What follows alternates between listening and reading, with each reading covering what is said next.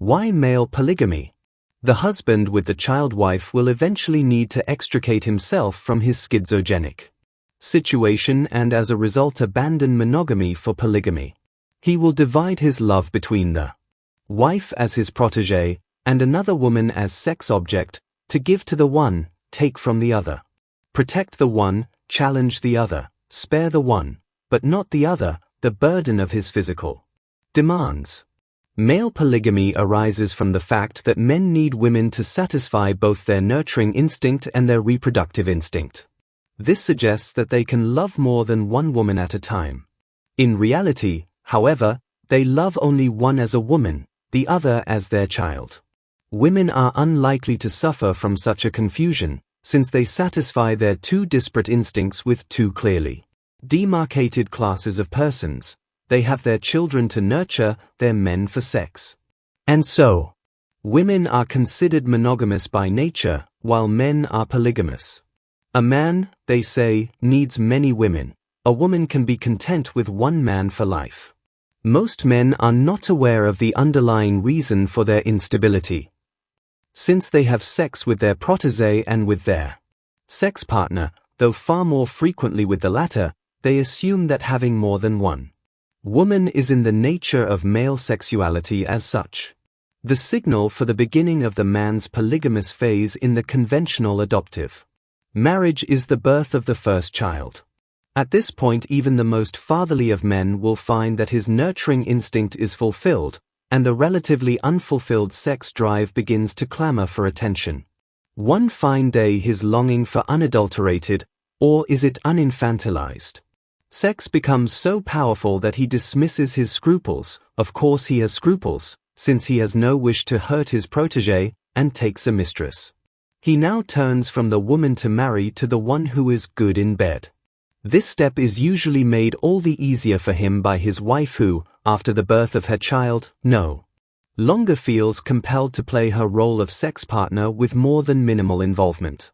To do so is an effort for her because even a woman with normal sex drive seldom sees a desirable lover in the man she has chosen for his usefulness as a provider.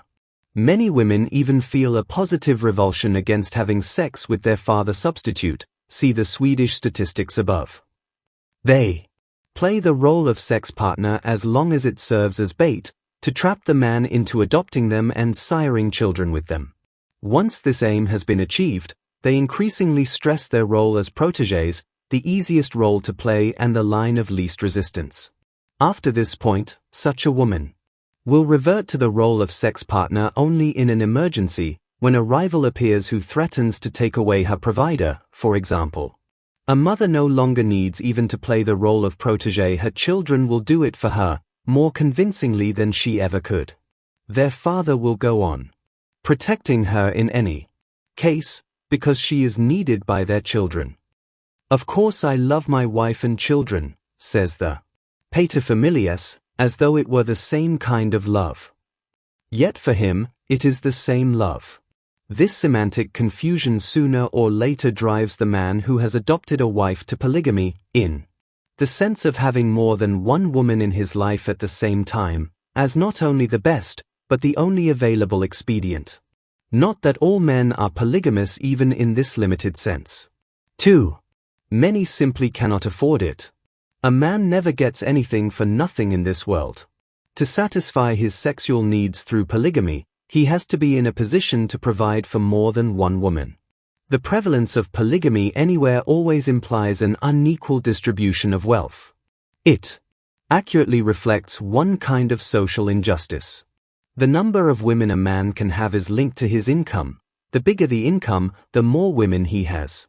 Where there is a Hugh Hefner, who has them by the thousand, at the top of the ladder, there are large numbers of men who cannot afford to keep even one woman, at the bottom. Where there is economic equality, as presumably in the socialist countries, there is less chance for polygamy. But even in the democratic West, where every man can support at least one woman, the population being equally divided between men and women, the kept mistress remains a privilege of the bosses.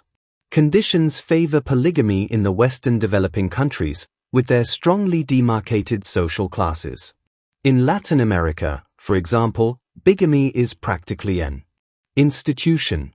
The affluent Mexican has his casa grande for his wife and children and his casa chic for his concubine, as long as he can provide for both. Rich men are more polygamous only because they are richer than the poor, who are less polygamous only because they are poor. We distinguish the following forms of polygamy: simultaneous, succession, sporadic, and symbolic. The rich can afford the first two. Sporadic and symbolic polygamy must serve the lesser fry.